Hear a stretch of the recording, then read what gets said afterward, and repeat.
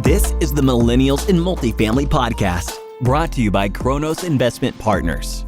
We interview industry experts to unlock key information that will help young professionals break into the multifamily world in order to create long-term and short-term wealth. If you enjoyed the show, please head over to iTunes and leave a rating and written review so we can reach more listeners. Hello, and welcome to another episode of the Millennials in Multifamily podcast. I'm your host, John Stober, with my co-host, Fritz Ritter, and today our guest is Vinney Chopra. When Vinney came to the United States over 40 years ago, he only had $7 to his name. However, with nothing but persistence and enthusiasm, Vinney climbed the ladder from single-family investing to now controlling over $350 million in commercial real estate. He's also a master at marketing and branding himself through the use of funnels. Known as Mr. Smiles, even if you're not watching this episode, you'll feel the positive energy around Vinney just by listening to him. Vinney Chopra, thank you so much for joining us on today's episode of the Millennials and Multifamily podcast. Now, you have a very long and amazing story about how you got into the real estate investing business, but could you start at the beginning for us? I would love to. Hi, John. Hi, Fritz. It's such a pleasure to be on your show. I am kind of old, but I am the newest millennial, senior citizen who turned into millennial, if I may say that. I have oh, yeah. People tell me I'm 27-year-old, and I believe that. I'm 67, by the way. So I do want to say that. I have nothing to hide. I'll be 68 in August, but I have vision board. I have things I put together for my next 20 to 30 years. Hopefully I'll still be alive when I'm 97. But let's talk into that. You know, I'm from India originally, and I humble beginnings. I have 6 siblings. We are 6 siblings together, 1 brother and 4 sisters. And my parents, we lived in 1-bedroom apartment, 1 bedroom, and with a hallway and a living room, which was like a U. And every night we converted it into bedrooms because we had so many of us to sleep, right? So anyway, and then my mom never had a refrigerator at all, never had a telephone, never had a television until I was in high school, actually. And my dad really was a big proponent of education. So he will hold a school every night after dinner and teach us and make sure that we learn our subjects. And to make long story short, I really wanted to become an engineer. I became one, mechanical engineer. I wanted to come to USA for my MBA, Masters in Business Administration in Marketing. I thought engineering and marketing is going to be a great combination. You know, 43 years back when I arrived, I was denied visa for 2.5 years. They would not give me the visa. I got George Washington University from Washington, D.C. You're from there. Yeah, D.C. They gave me the, entrance and everything, but my visa wouldn't get passed. But persistence is the big thing. You got to keep on plugging away, and that's how I believe in. You never give up, never give up. And that's what happened in my life. I became mechanical engineer in Bombay, worked with the Reliance Group, which is one of the finest companies, Larsen Toubro. Anybody from India will know that. And then I arrived here with $7 in my pocket. That's all we could bring. My uncle sponsored me. You had to have a sponsor back those 43 years back. Otherwise, USA government will not let you come in on student visa. That's how it was. So I sold books, Bible books, encyclopedias, door to door, knocking on the doors around Atlanta, Georgia, and everything. And that just taught me a lot more about who I am and my perseverance and rejection and working 80 hours a week, not 40. 80 hours a week for the whole summer. I did it for 3 summers and earned a lot of money. I never took a loan at all for my MBA, never had a loan. And then I became I just said, I'm very good at maybe talking to people or something. So that converted me from an engineer to a salesperson and marketing consultant, fundraising consultant. Yeah.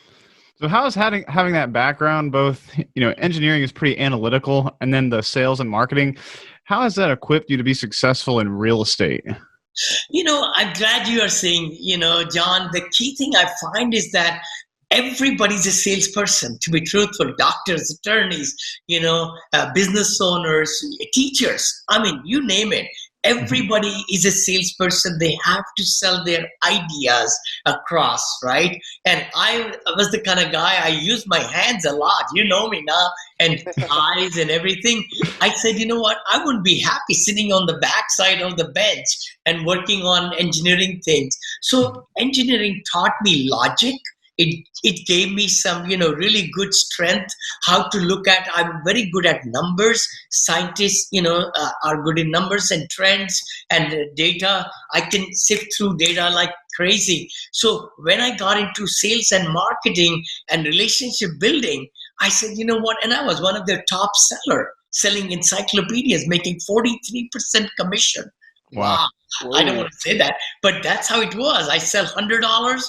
I get $43 off that, So that caught my attention. Hey, maybe I need to be in sales rather than having a job behind the desk. And I was hired with this company for $10,000 per year, straight commission, by the way. And it's how I started. But then it got to be bigger and bigger. I became regional director, senior stockholder. My $1 became $67, 6,700% growth, in my company when I retired. About 5-6 years back, I retired.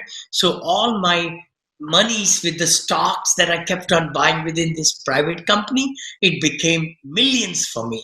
But when I started in this country, it was very small. We started doing multifamily just 14 years back. But before that, we bought single family homes, lots of single family homes. And then in 2004, when I became broker in California, we live near San Francisco, I said, you know what, these single family homes are not going to get me where I want to go. And that's when the light bulb just came on. And I said, I want to learn multifamily. I want to find out who is the number one person in USA who can teach me. And I paid $30,000 at that time, borrowed money. I didn't have money, and that's what has given me this strength. My first property, John, was 14 units for $180,000. $180,000 in the crash of 2007 and 8. And last year I bought $52 million deal. Hold on, 180,000 to $52 million deal. One deal with my partner, of course, Enzo Multifamily. We did half. I raised $8 million. They raised $8 million. We needed 16 million raised, right? So we bought that. Then 35 million again, another one we bought last year. So scaling can happen for you if you stay the course. So would that type of scalability have been possible for you in single family? No. Not at all. Not at all. See, in single family, it looks all right. $100, $200 a month, maybe even $400 a month. That's 12 times 4 is like $4,800, right, for the year. But if you need a boiler, if you need something, there goes your $1,000. So I found that single family home, I could never scale up. Like, I'm not bragging on myself. I've got 370 million under my portfolio and managing it. With single family home, maybe I would have been stuck at 10 million, or 20 million or 50 million. But now I'm ready to buy 200 million in the next 1 year. 200 million because of the thing which I learned very good from my coach, the syndication world. That is what I teach also in my academy. And I tell everybody, money is flowing all around you. It's the attitude of abundance. And you just feel that 23 or 26 trillion with a T, $trillion are in the retirement funds in USA alone. 26 trillion. I mean, even if in our lifetime, I can get 1 billion of that trillion, right? I'll be okay. And I can buy $3 billion worth of assets, about 1/3. Usually you can buy what you can raise. So that has really been my mind shift in the last 12 years, and I bought 29 syndications I've done. I'm doing one syndication every 2 months right now under COVID, right now in senior living space, because I don't have to have the, brokers give me the product or multifamily. I'm building it now with my partner, senior living, right from ground up. And I'm buying multifamily and hotels. Hotels also with COVID happening, a lot more are coming on the block. So I have some partners who have millions of dollars, and they are partnering with me in that one, and all that. Wow. Very active, Vinny. So I wanted to go back to that first deal. Did you have to raise money to get that deal done? And how has your raising money skills evolved since you scaled with your multifamily? Sure, Fritz. Very good question. I would say, the very first one was very small, 25,025. We only bought it for 180. I got on the loan, and then I could have put 25 back then at that time. But then we said, okay, why don't we get somebody's uncle to pay 25? That's what happened. He said, oh, sure, I'll buy. And then another, partner put 25. And that was my first deal, right? But we closed that deal on Monday. We had another deal coming together with us, 109 units and 101 storage units. So that closed also. Can you believe it? As the luck will have it, one on Monday, which was the 14 units, and 109 units on Friday, same week, literally. And I raised 1.150 for that one. Let me share with you how I started. How I started was I tried to always ask and ask and ask. When you have a small pitch, you say, hey, I'm always looking for some investors who want to be partner with me. I never say investors. I say, would you like to partner with me? Your investors are limited partners, remember? Always. So you're saying the right thing. We are general partners, they're limited partners. So I say, would you like to be equity investor partner? Those are the three words I use. Sometimes I say equity partners with me. That's even better because they understand that you're not taking their money and running somewhere, but you are bringing them as equity partner. And people want to be your partner. They don't want to be investors with you. Same thing though, right? Then you explain it's not a Ponzi scheme. You got to use the words because people are apprehensive. They are very, very apprehensive. So, you say, hey, actually I have learned this business and we buy apartment buildings with value add. Would you like to be my partner in that deal? And then you get to know them and everything, right? That's how I started from my one investor. Now I have 178 investors who have given me millions of dollars. The reason they are where they are, I decided 14 years back that I will take no less than 100,000. Wow. I had a mindset. I said, you know what? Logical mind, right? Engineering mind. I said, if I can tell them, because some were saying, can I give you 50,000? I said, you know what? They have a lot more money. They are giving me only 50 to try me out. But it means I've not sold them the good job. I've not done a good job in really showing them who I am and what they're going to return, and how much money they'll make. My first investor who wrote me a check for 50,000, he wrote 125,000 at that time. $105,000 he gave me, from 50, then he added another 50, then another 25 in the first deal. He says, Vinny, you are so transparent. You're telling me all about what's going on with the seller and everything. So educating your investors is number one thing. Transparency and educating is very big thing, in my mind. And I hold meetings every quarter on the quarter. I record them. I give it to them. A lot of syndicators just throw them reports and their lap. I don't do it. I do live meetings, just like this one on WebEx or go to meetings back then, Skype, but now I do on Zoom. So how do I get investors? Is one at a time. I've also done luncheons where I brought investors. Meetup groups were not that big at that time, to be truthful, 14 years back. But now there are so many RIA groups, real estate groups, wealth groups, right? And meetup groups that one should attend and then try to cultivate. Also, digital branding is so important. I mean, people are looking out to invest passively so much. So by having the squeeze pages and the lead funnels, the click funnels, we might talk about it if you want to, But please. those are huge now. I never had a website, by the way, for first 8 years in my business. Never had a website. It was only talking to people and only FaceTiming. I have met only 28 people myself out of 178 or 175. I've only met face-to-face coffee 28. Rest are all remote in the last 14 years. Gotta love technology. What are some things you present your partners with on those first initial meetings?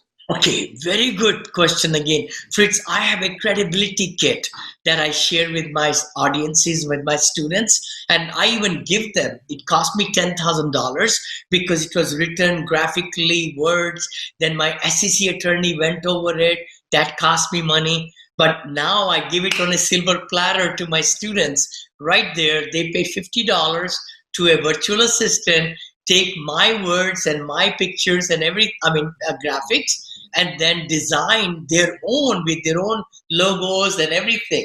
So overnight, they are becoming so successful because I provide all the tools. I give them my PowerPoints, my brochures, my Excel, my underwriting. So everything is given to them, which I've developed over the years. And a lot of people have shared with me that, you get only underwriting like one page. Mine's are 9 pages long, and they're all intertwined so that you could look at by changing few concessions in 1 month or rubs in one place, it changes everything all over. I'm an engineer, so I have designed these whole things. So essentially what you're saying is, I try to be powerful with what I present to them. My education of the investor is the biggest thing.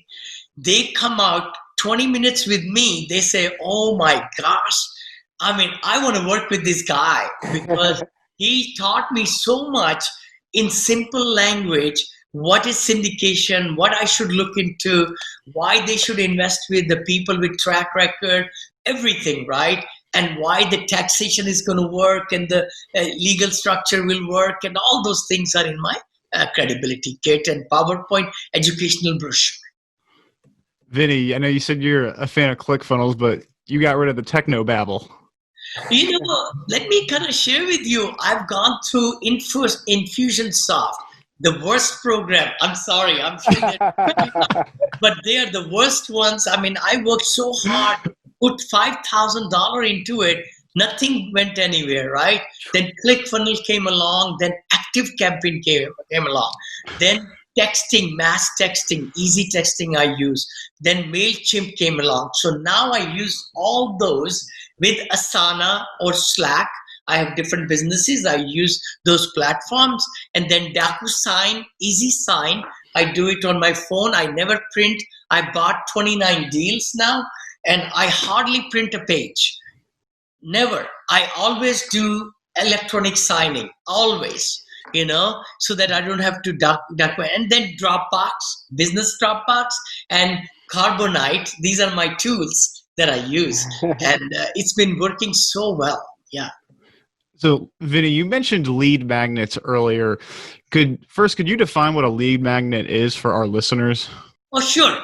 Totally, John. Lead magnet, just like the word says, you're attracting your prospects, your investors, your other people who you want to talk to them and try to find out if they're interested in doing business with you. So the lead magnet, what we call is, it could be an ebook, couple of pages, or an article, or maybe giving something free to them, right? a video course, small one, that's a lead magnet. So you put that lead magnet as when people arrive at your website, you put a pixel there so that you are able to then follow them all over, through Facebook advertising and everything. But lead magnet captures their email and their information. And then you start talking to them, starting to put like 12 to 15 to 20 different email campaigns that you decide, and then you work on through active campaign, and they're all automated. That's the exciting part. Everything is automated. So once they come into the funnel, you can put yes and no and yes and no and yes and no, and they're going through the whole funnel for the next 3 months. And then once they come out on the other side, some come out after a week, because they say yes, yes, yes, yes, yes.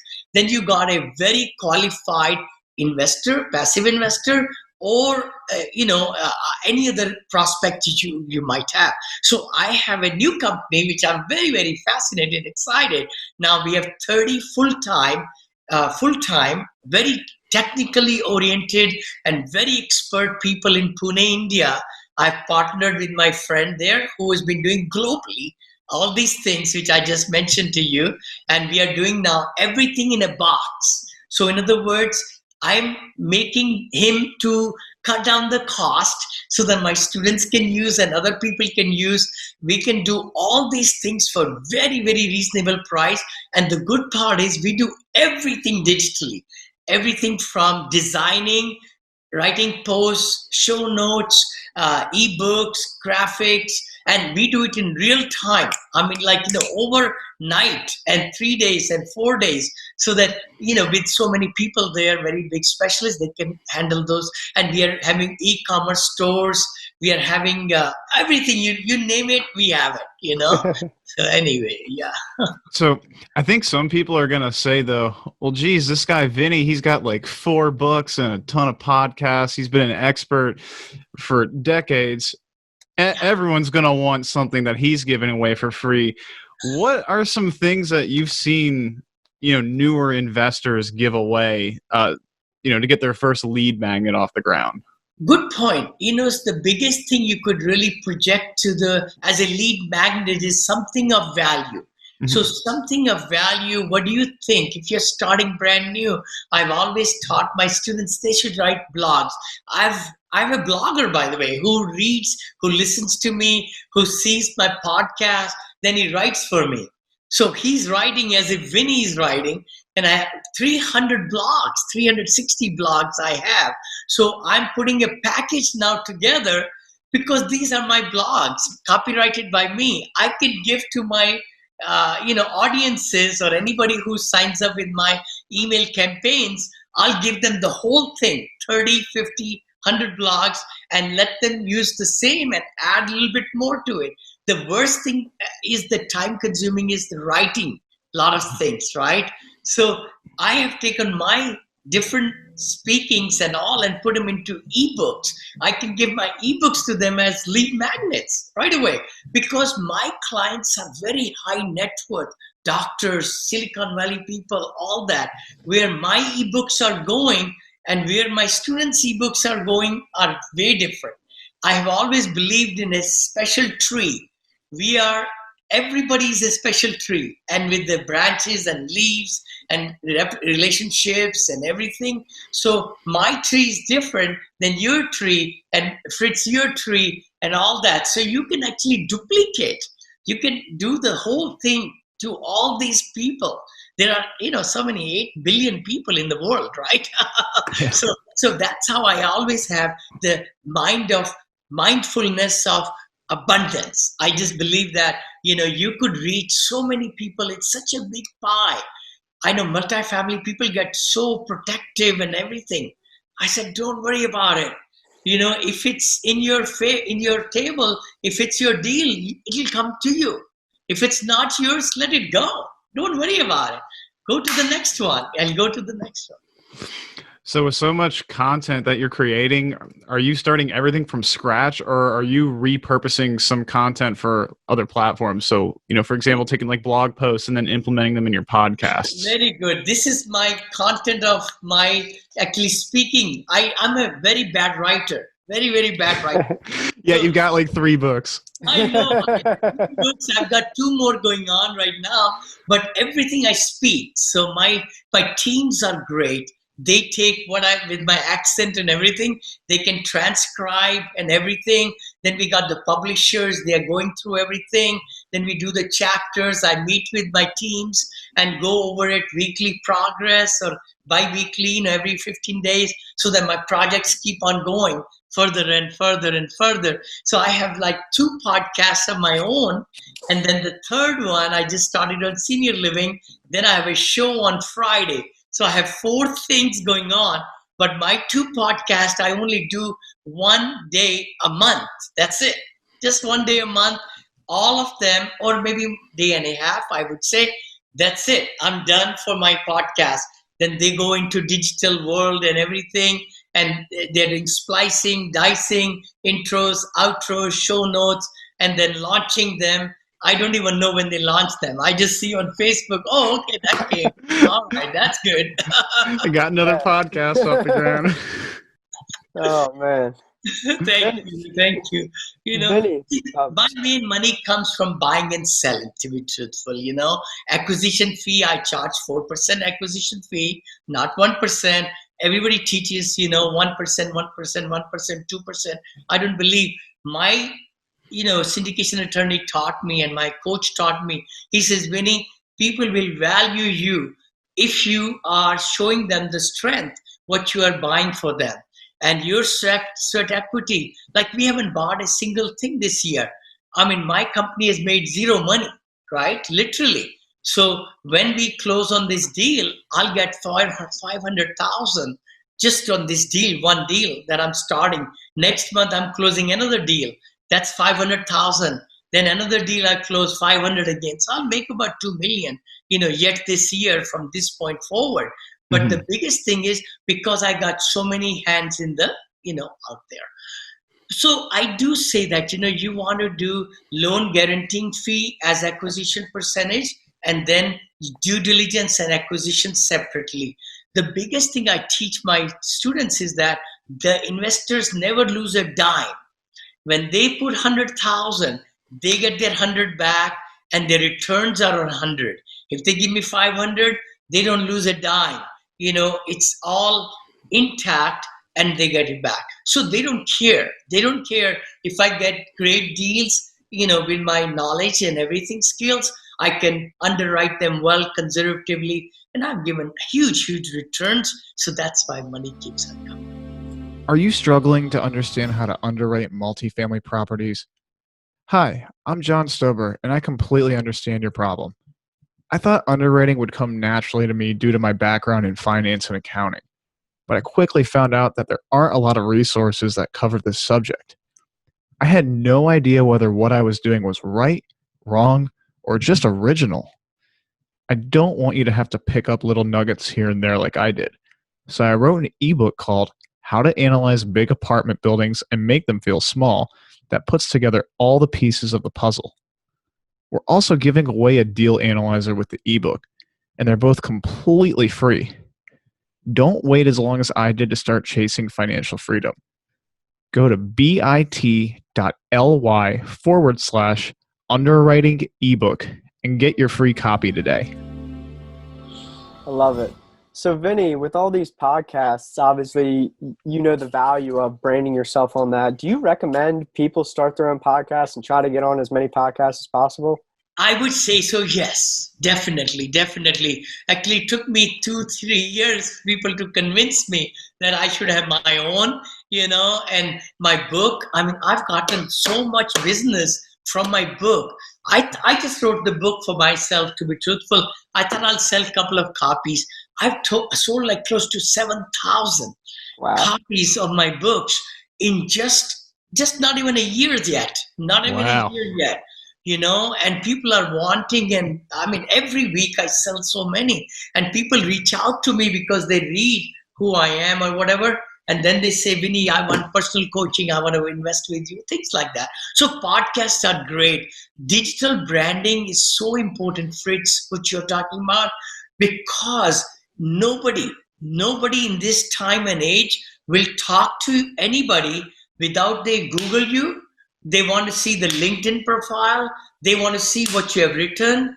They want to see what you are about and what your Facebook page looks like. So one needs to be really, really on social media. Sorry to say that, but that's what this world has come to, But so one needs a very big branding.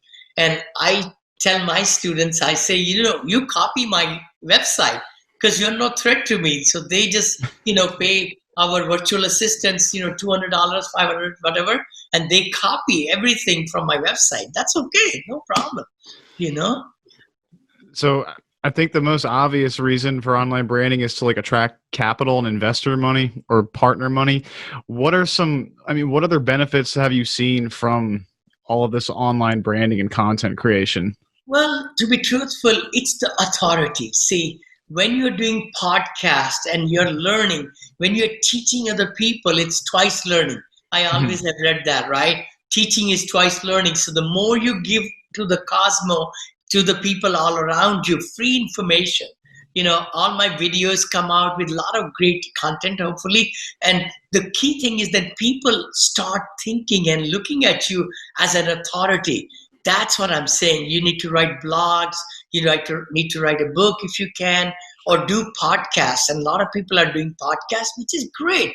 Don't worry about it. Even few people who will listen. If you have great content, you will get better and better and better. The other thing is the people, syndication world is very simple world. You need investors from this right side here, plate number 2 in my book, and then brokers and the deals. That's all it is. It's just joining the hands together with the money and the deal. I keep it simple. It's not that simple, by the way. It's not. I should write a book, Apartment Syndication Not Made Easy. I think I'll do. I think that will be a big one. It'll be book number 6. Yeah. Because I'm finding, my students, some are crushing it, some are not crushing it. And some have been with me for year and a half. I'm a kind of coach, I never let them go away. And I don't charge any more money. Some people say, oh, you only have it 6 months, you do it, die. I say, hey, if I can bring value to you, come to my class. I do group coaching every Wednesday and so forth. Then I do personal coaching. I don't have any other coaches at all. I'm not in education business. I just want to give my ideas. But I am very fascinated, very focused in buying multifamily, 220 million next 1 year, and then starting about 6 to 8 senior living projects, this second thing, and buying hotels. So I just bought a Hilton Garden Inn, and I'll be buying a Marriott Courtyard with my partners. They're multi-millionaires. They have 15 million one has in the bank, and another one has other millions. And my Silicon Valley professionals, they earn 2 million a year. So they're looking for very big write-offs, right? And that's what it is. So it's kind of like how I'm looking into my business, different branches. Yeah.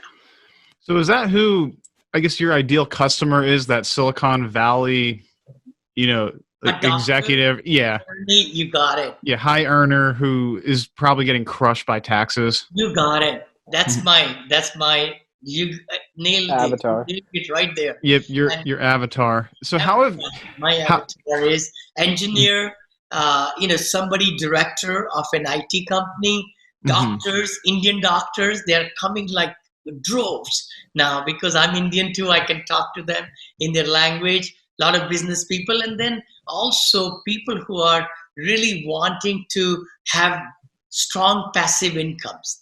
Those are the people. Retired people also. A lot of retired people are coming into my fold now, right? So do you have any advice for our listeners on how they can speak directly to their avatar instead of just trying to speak to everyone? Good point. Very good point. I would say definitely, please, if you can, put aside a little bit money.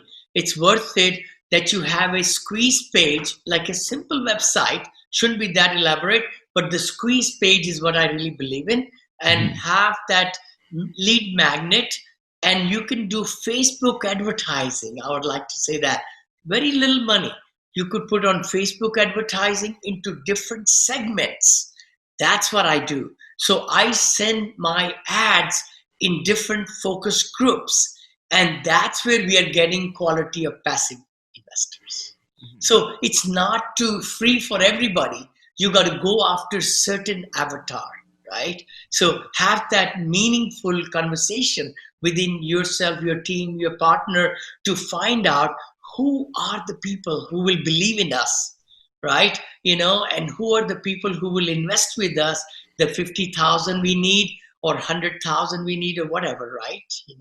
Because young people can raise. I could never raise too much money early on in the life, right? I was buying C class, C minus class, C plus class, right? I did that, so many of those. Now I can buy 52 million, 32 million, 60 million, 70 million just by myself, being on the loan and everything, So I have bought 4,300 doors, not as a limited partner, ever. I've never limited partner with anybody. So in other words, a limited partner being my name and their thing, right? Because every single one of my 29 deals, I'm the principal. I have bought it, I purchased it, and we manage it, So that way, I would say.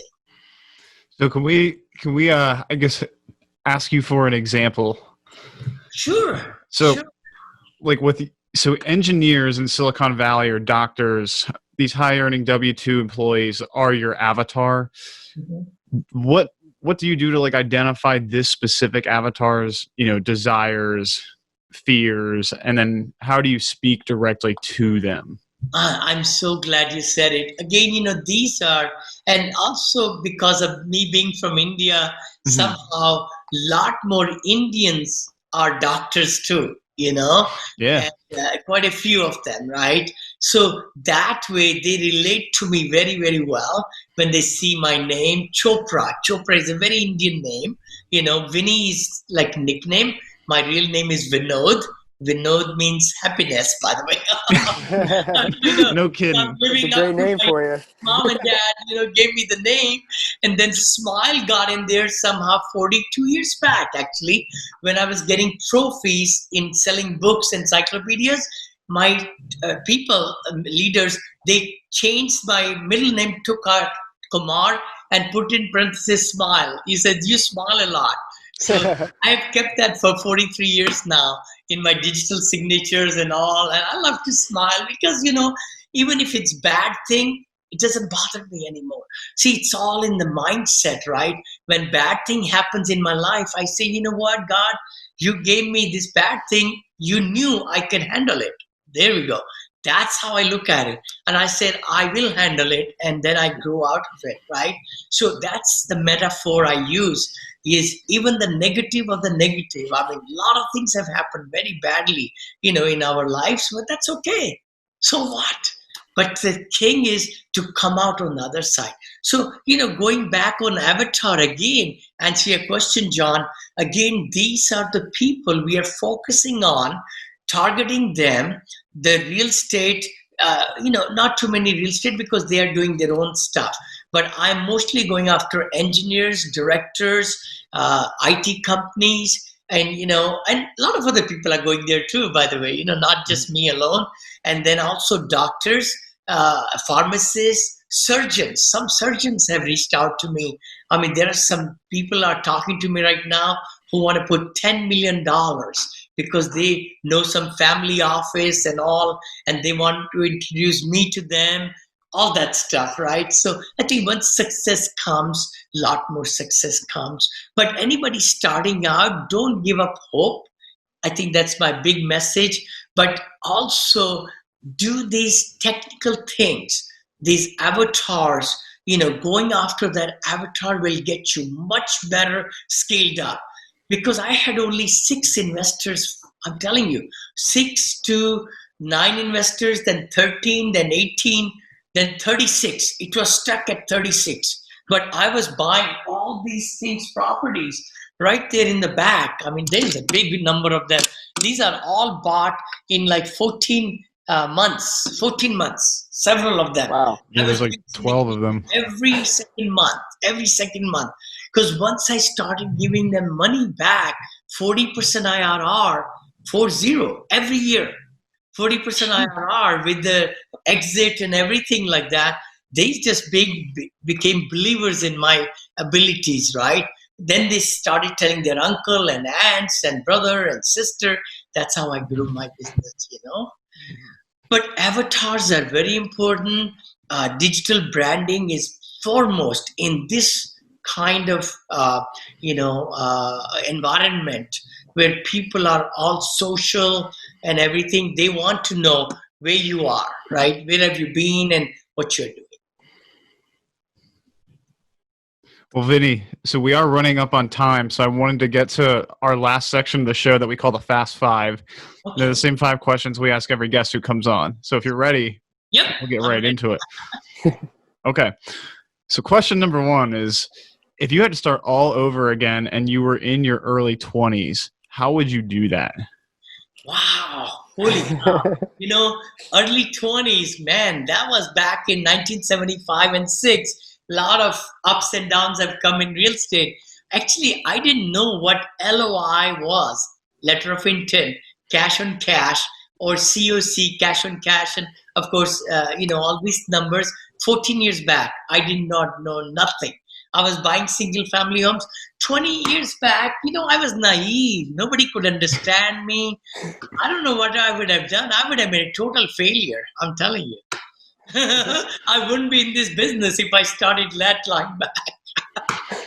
Sometimes you got to be naive to just get started. You bet. Got to be vulnerable. Yeah.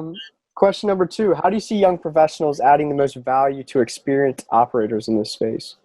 I think the biggest thing is that anybody in my space who has done a little bit better, I think we should give and give and give.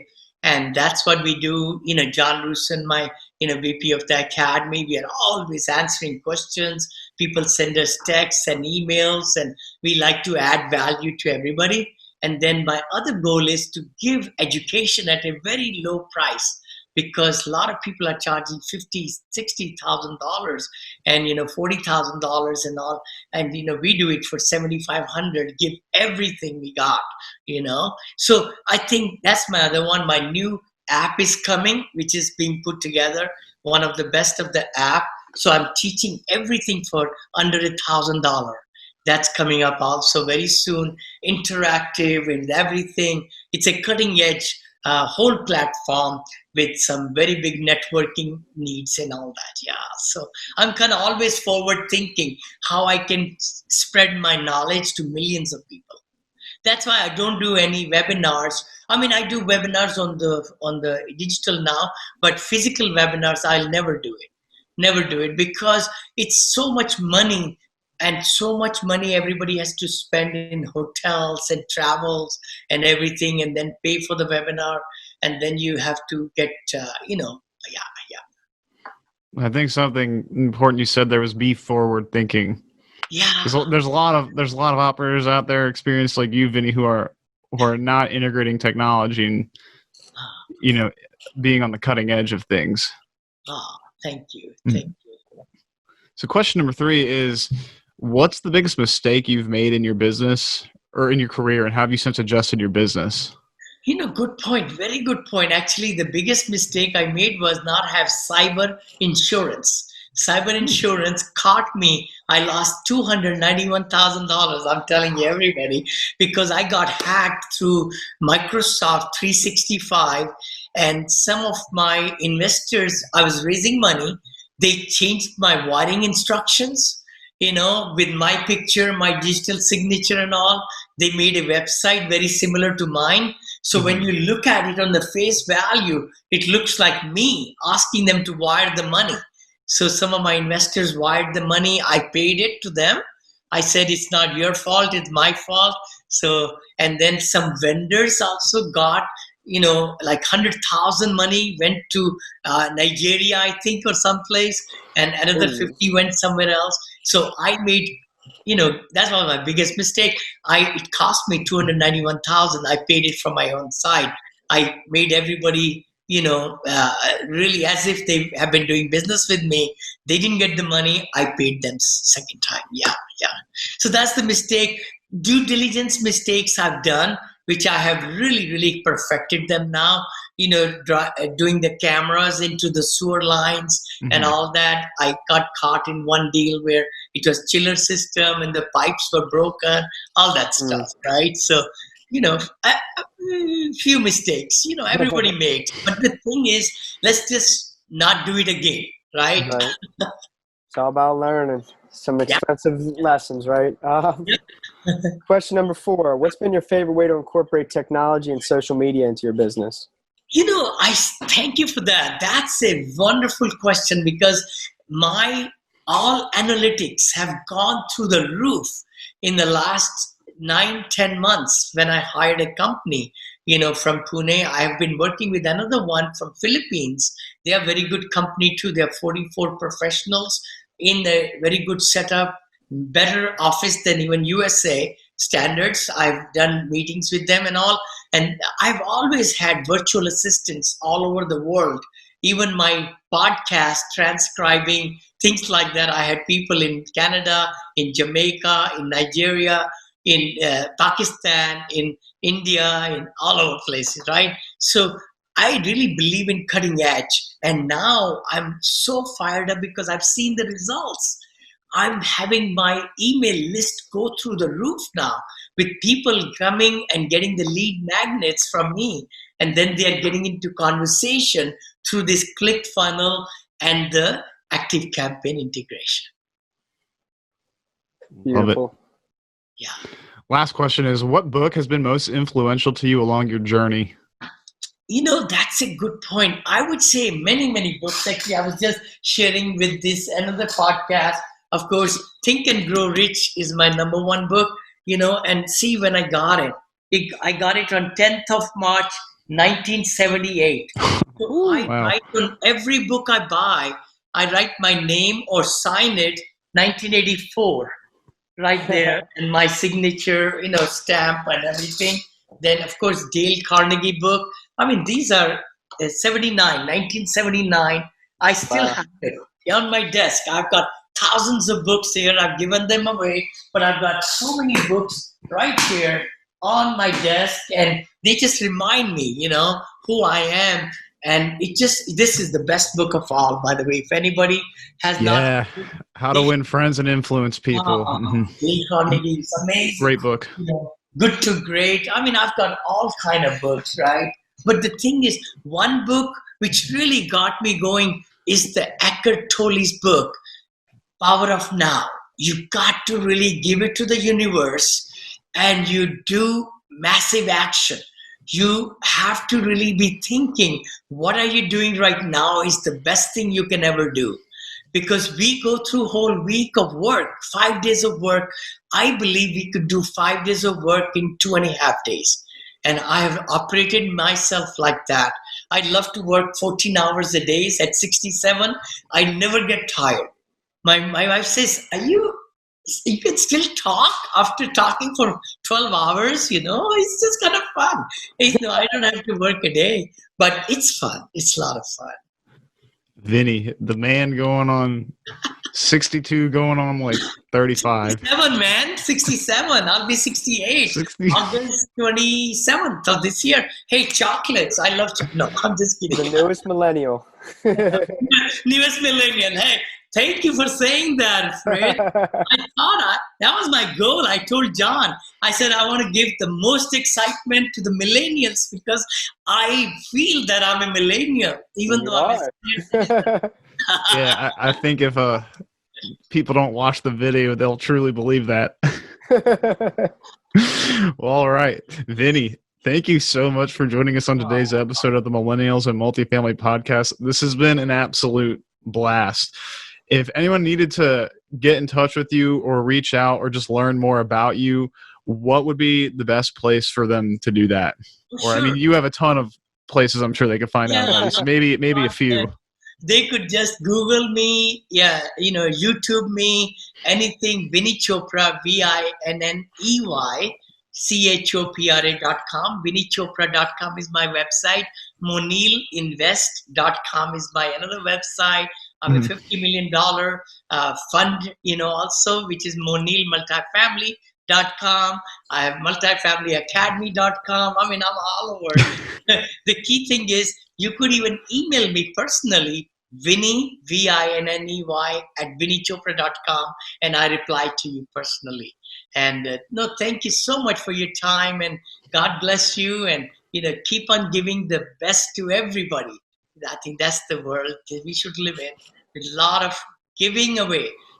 The more we give, the more you get. That's universal principle, and law of attraction. I believe in that so succinctly. What we think, what we achieve, what we believe, what we achieve, and the more bigger signals we send out in the world, things will come together for you. It's amazing how I know sometimes people may say, Vinney, you're so positive, damn it, the thing is, I am very realistic too, but with the COVID happening now, it's amazing. You've got to be realistic and look at stock market is going down and other stuff, and the rents are going to come down. There will be underwriting changings. We all need to do all those things, right? So you got to take it when it comes in your plate and then deal with it, right? Beautifully said. Well, Vinney, I want to thank you for coming on. Thank you, Fritz, and thank you, John. God bless you. And look forward to talking to you. If you need me for any other time, I'm all yours. You bet. Appreciate it, Vinney. Thank you. Thank you.